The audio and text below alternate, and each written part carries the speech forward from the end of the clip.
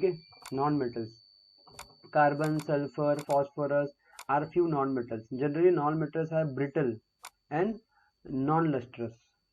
Non metals है वो क्या है, ब्रिटल है और नॉन लस्ट्रस है। ब्रिटल मतलब क्या, ब्रिटल मतलब ऐसी चीज जो बिखर जाती है, जिसको जैसे कोयला ले लो, कोयले को ऐसा मार दिया हथौड़े से, ये बिखर गया 1 सेकंड में, ठीक है। और नॉन लस्ट्रस मतलब चमक वमक तो कुछ होती नहीं है, कुछ मतलब नहीं है, मजा नहीं आता है, ठीक है। So let's see physical properties of non metals. Physical properties of non metals, बात हो रही है नॉन मेटल्स की, इसके पहले देखा था मेटल्स। तो फिजिकल स्टेट कैसे होती है, at ordinary temperature non metals occurs as solid liquid gases. तो क्या है ना, ये सॉलिड में भी पाया जाता है, लिक्विड में भी पाया जाता है, गैसेस में भी पाया जाता है।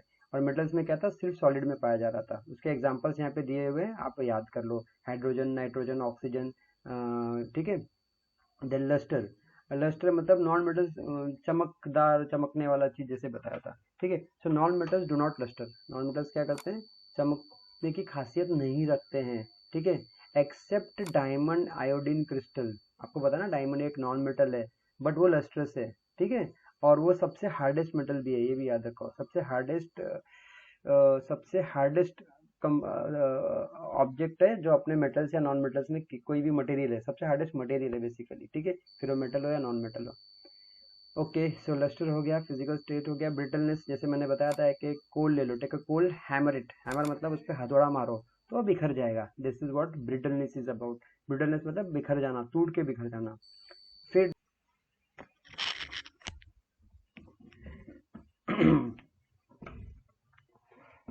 Ductility means being flexible. ऊपर बताया था कि मेटल को जब खींचोगे, पुल करोगे, तो वो क्या होगा, एक धागे जैसा पतला बन जाएगा। That is ductility, being flexible. Malleability मतलब बीइंग शेप, अगर उसको हैमर करोगे, जोर से मारोगे, तो क्या होगा, वो ऐसा ना, उसका शेप चेंज हो जाएगा, पतला हो जाएगा या अलग शेप में चला जाएगा। That is malleability. But non metals are neither ductile non malleable. मतलब नॉन मेटल जो होते हैं वो डक्टाइल भी नहीं है, मतलब खींच के और रस्सी जैसे भी नहीं बनेंगे, और मेलेबल भी नहीं है, मतलब उसका शेप भी नहीं चेंज हो सकता हथौड़े से मारने पर, टूट जाएगा ना, ब्रिटलनेस है उनके अंदर, बिखर जाएगा टूट के। Conduction of heat and electricity, non metals are bad conductors of heat and electricity. मतलब बैड कंडक्टर मतलब उनको इलेक्ट्रिसिटी और गर्मी पसंद नहीं है, वो आगे पास ऑन नहीं करते, वो खुद ही जल जाएगा वहां पे, लेकिन वो हीट को आगे पास नहीं करेगा, बस उसको नहीं पसंद है, it is not is favourite work. Okay. Density, non metals are low densities, मतलब उसके अंदर जो पार्टिकल्स है ना नॉन मेटल्स में, जितने भी नॉन मेटल्स हैं, उसकी डेंसिटी कम है, गाढ़ापन कम है, जैसे कि गैस, लिक्विड। अंडरस्टैंडिंग के लिए गैस लिक्विड बहुत ही अच्छा एग्जांपल है। Melting point and boiling point, non metals have low melting point, क्योंकि देखो डेंसिटी कम है, कंडक्शन ऑफ हीट नहीं है, स्ट्रेंथ नहीं है, हार्डनेस नहीं है, तो ऑब्वियसली जल्दी पिघलेगा और जल्दी उबलेगा, ठीक है। So melting point and boiling points of your non metals is always low. Okay, यहाँ पे हो गया हमारा फिजिकल प्रॉपर्टीज ऑफ मेटल्स हो गया, physical properties of non metals हो गया। अब हम देखेंगे मेटलॉइड्स। मेटलॉइड्स क्या होता है ना, मेटल्स और नॉन मेटल्स के बीच के जो भी कंपोनेंट्स है, जो भी एलिमेंट्स है, उसको बोलेंगे मेटलॉइड्स। जैसे कि arsenic, As, silicon, germanium, antimony have properties which are intermediate between metals and, intermediate मतलब बीच का, which is intermediate between metals and non metals, these elements are called as metalloids. ऐसे एलिमेंट्स, ये आपको ना नेक्स्ट वाला 9th और 10th में है। 10th में तो पूरा इलेक्ट्रॉनिक कॉन्फ़िगरेशन पीरियोडिक टेबल है, जिसके अंदर मेटल्स, नॉन मेटल्स, मेटलॉइड्स सारे एलिमेंट्स उसमें लिस्टेड है, तो आप एडवांस में वहाँ पे सब चीज़ सीख सकते हो। अभी के लिए इतना ध्यान में रखना है कि मेटल्स होता है, नॉन मेटल्स होता है, मेटलॉइड्स होता है। एंड मेटलॉइड्स वो होते हैं जिनकी properties metals and non metals के बीच में होती है, ठीक है। नाउ ये हो गया physical properties of metals, physical properties of non metals. Metalloids देख लिया, इतना ही पॉइंट है मेटलॉइड्स के बारे में, और कुछ नहीं है। आगे देखेंगे केमिकल प्रॉपर्टीज ऑफ मेटल्स। तो केमिकल प्रॉपर्टीज में आता है electronic configuration, formation of ions, ये दो चीजें आ गई। फिर reaction with oxygen, reaction with acid, reaction with water, then बस इतना ही है, ठीक है। फिर उसके आगे नॉन मेटल्स का स्टार्ट हो जाएगा, ठीक है। चैप्टर बड़ा नहीं है, थोड़ा सा एक्सप्लेनेशन में हम टाइम ले रहे हैं, क्योंकि डिटेलिंग में आपको समझ में आ जाएगा। नाउ इलेक्ट्रॉनिक कॉन्फ़िगरेशन क्या होता है, कोई भी एटम, एटम जो होता है ना, एटम देखो, सारी चीज़ें एटम से बनी हुई है, हम सबको पता है। दुनिया में जितनी भी चीज़ें हैं, जितने भी ऑब्जेक्ट्स हैं या मटेरियल है, वो क्या है, उसका स्मॉलेस्ट पार्टिकल क्या है, एटम है। और एटम के अंदर क्या होता है ना, एटम के अंदर न्यूक्लियस होता है। Nucleus is nothing but your number of protons and neutrons. और उसके इर्द गिर्द जो ऑर्बिट होता है ना, उसके जो शेल होते हैं, जिसे हम शेल कहते हैं, उसमें इलेक्ट्रॉन्स होते हैं। ठीक है, तो electronic configuration is the basis of chemical behaviour of elements. मतलब इलेक्ट्रॉनिक कॉन्फ़िगरेशन अगर आपको समझ में आ गया, तो आपको समझ में आ जाएगा कि ये एटम क्या होते हैं, इलेक्ट्रॉन्स क्या होते हैं, केमिकल बिहेवियर क्या होता है।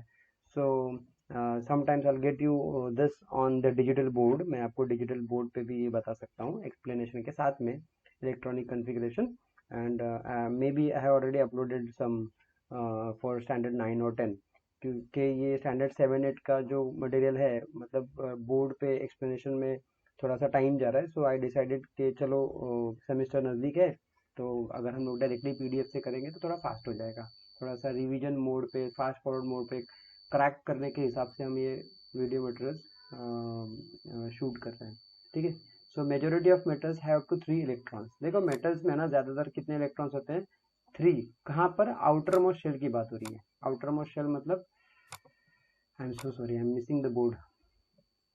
ठीक है, आउटर मोस्ट शेल में कितने हो रहे, ये ओके, यहाँ पे ड्रॉ भी कर सकते हैं, दैट्स वेरी गुड।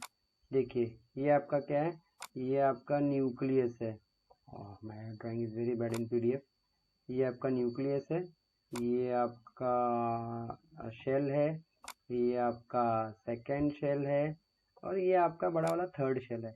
तो जो तीसरा शेल है ना, ये तो न्यूक्लियस है। यहाँ पे क्या है, यहाँ पे number of electrons and protons है। यहाँ पे क्या है, number of electrons, sorry I am so sorry, number of protons and neutrons है। ठीक है, और इलेक्ट्रॉन कहाँ पे होते हैं, ये शेल में होते हैं। ठीक है, इलेक्ट्रॉन ये शेल में होते हैं। ये फर्स्ट शेल हो गया, ये आपका सेकेंड शेल हो गया, और ये आपका थर्ड शेल हो गया। तो थर्ड शेल क्या इंपॉर्टेंस है यहाँ पर, थर्ड शेल का इंपॉर्टेंस ये है कि majority of metals have up to 3 electrons in their outer most shell. Electrons कितने होते हैं मेटल्स में, 3।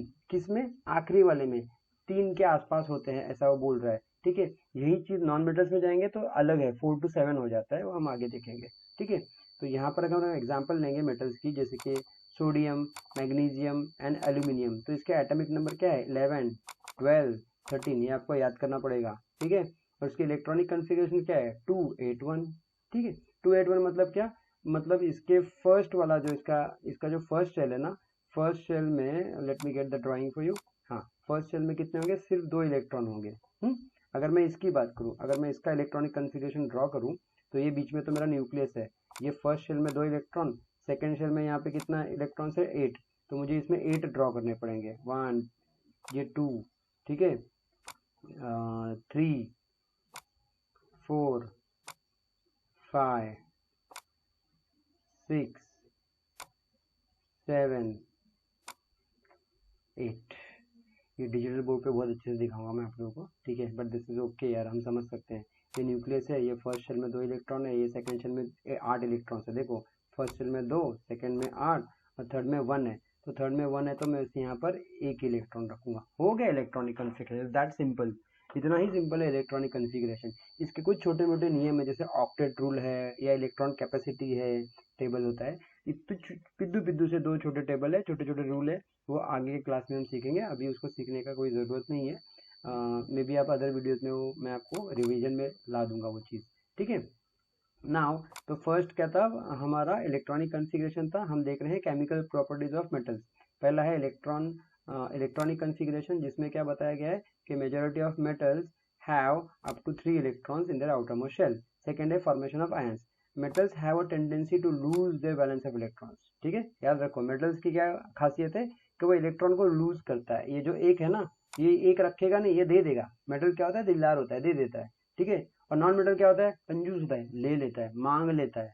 ठीक है, ये क्यों करते हैं, क्योंकि उन्हें कुछ ना कुछ फॉर्म करना होता है। ठीक है, उन्हें चार्ज आयन फॉर्म करना होता है इसके लिए। ठीक है, हाँ, so metals have a tendency to lose their valence electron to form positive charge ion, and that is cation. इसको क्या बोलते हैं, पॉजिटिव चार्ज आयन को कटायंस बोलते हैं। ठीक है, तो अभी हम यहाँ पे उसका इक्वेशन देखेंगे। तो ये आपका ओरिजिनल है सोडियम 281। तो ये क्या करेगा, ये Na+ हो जाएगा, मतलब ये चार्ज आयन फॉर्म करेगा। कैसे फॉर्म करेगा, एक इलेक्ट्रॉन को लूज करके। इसने क्या किया, एक इलेक्ट्रॉन दे दिया, ये देखो अब 281 है, अब यहाँ पे सिर्फ 2 8 है, एक क्या हो गया, एक दे दिया किसी और को, तो ये सोडियम आयन बन गया। सिमिलर मैग्नीशियम है 282 था, अब उसने क्या किया, खुद को 2 रखा 8 रखा, उसके बाद जो 2 थे वो क्या किया, उसने दे दिया, देखो -2E प्लस 2E माइनस लिखा हुआ है, मतलब उसने 2 दे दिया, अब खुद क्या बन गया, मैग्नीशियम आयन बन गया। ठीक है, अब एल्यूमिनियम के एग्जाम्पल लेते हैं। 283 है तो उसने क्या कर दिया, देखो 28 खुद के पास रख दिया, 3 था वो क्या कर दिया, दे दिया। ठीक है, देखो जहां पर 1 दिया ना वहां पर सिंगल प्लस है, जहां पे 2 दिया वहां पे 2 प्लस है, और जहां पे 3 दे दिया वहां पे 3 प्लस है।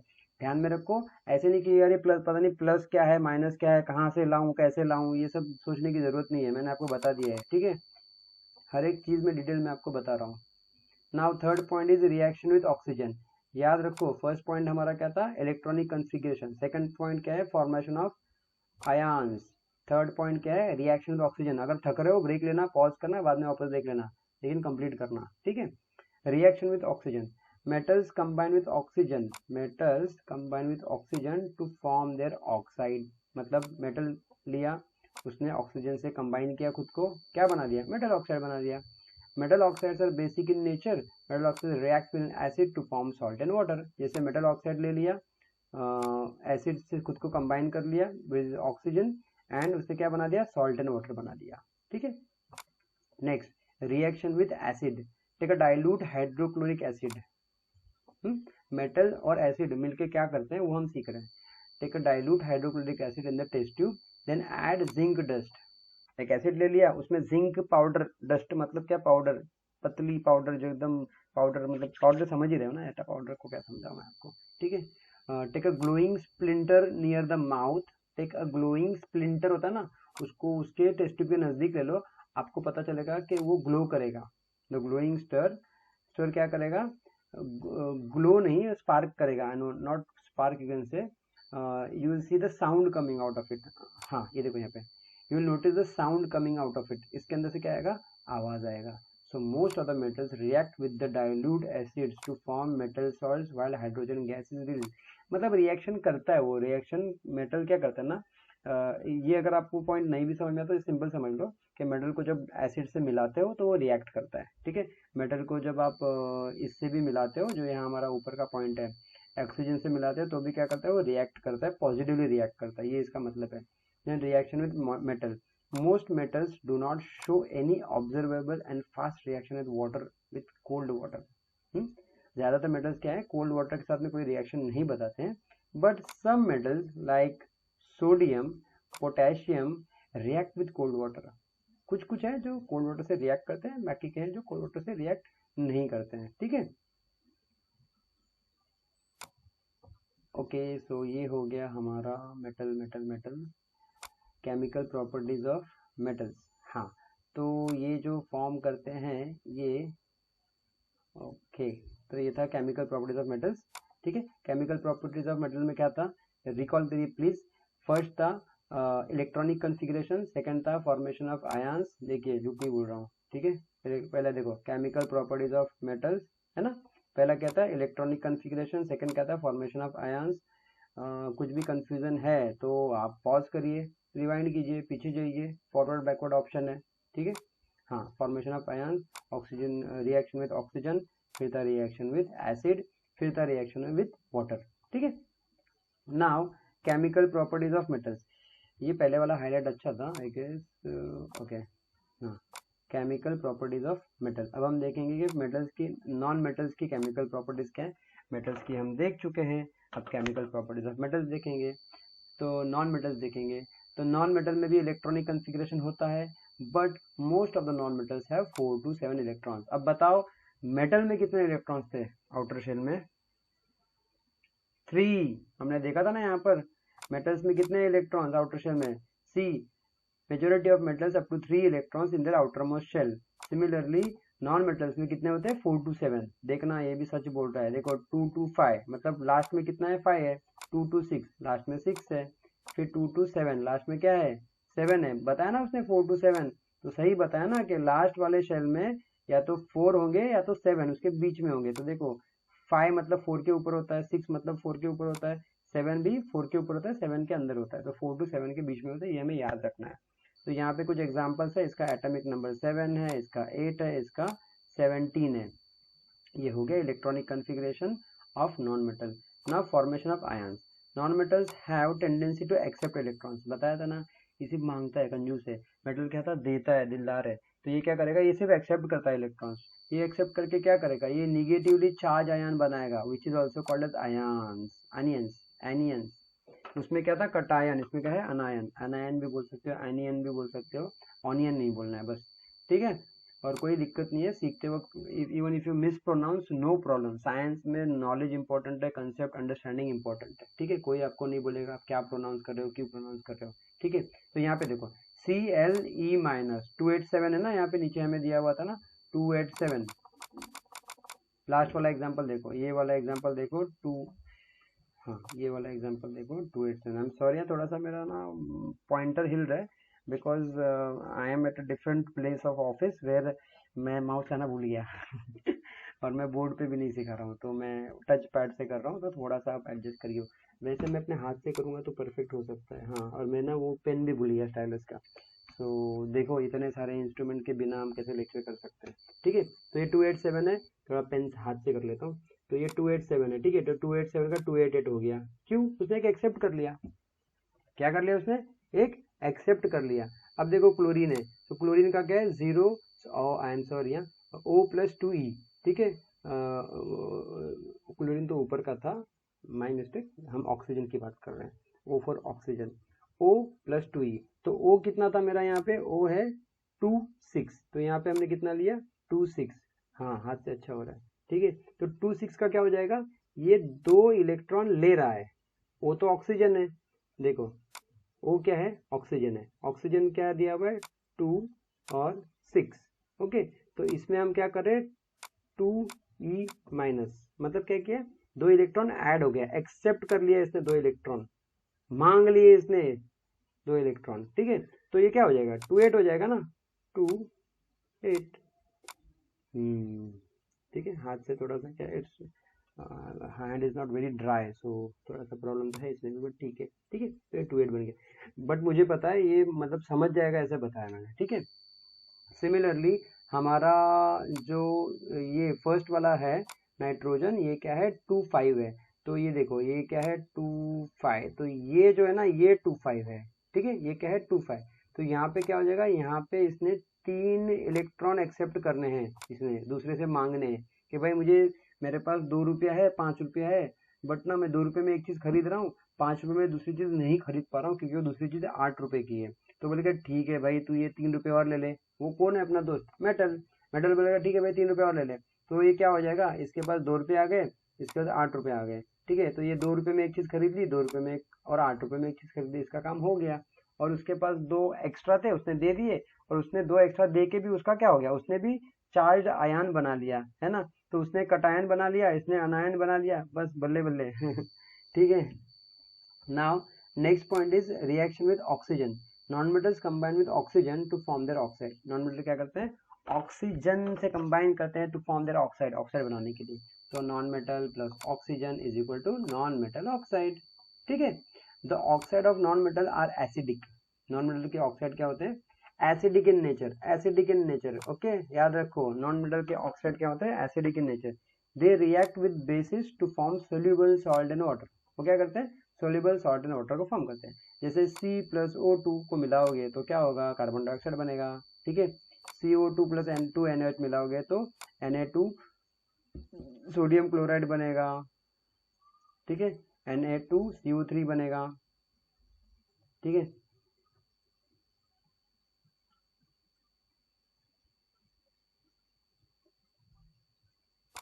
Okay, C+O2 is equal to CO2 बनेगा, एंड CO2 + 2NH का क्या बनेगा, Na2CO3 + H2O, ठीक है।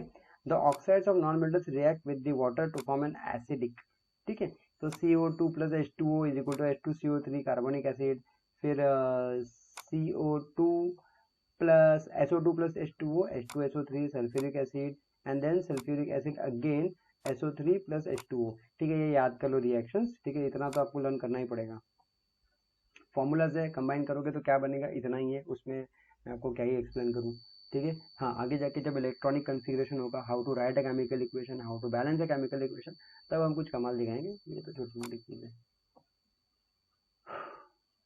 हाँ लास्ट पॉइंट को भूलना मत, बहुत छोटू सा पिद्दू सा यहाँ पे एक पॉइंट है जो है non metals do not react with dilute acidic, non metals do not react with dilute acids. Now ये तो हो गया हमारा फिजिकल प्रॉपर्टीज ऑफ मेटल्स, फिर हो गया हमारा physical properties of non metals, फिर हो गया chemical properties of metals, chemical properties of non metals, ये हमारा पूरा हो गया। अब हमें देखना है uses of metals and non metals. अब हम सबको पता है कि नोबल मेटल क्या होता है, उसका यूज क्या है। तो नोबल मेटल मतलब क्या है पता है आपको, गोल्ड हो गया, सिल्वर हो गया, ठीक है, आपका पैलेडियम हो गया, प्लैटिनम हो गया, ये देखो gold silver palladium platinum, palladium platinum rhodium, ये सब महंगे मेटल्स हैं।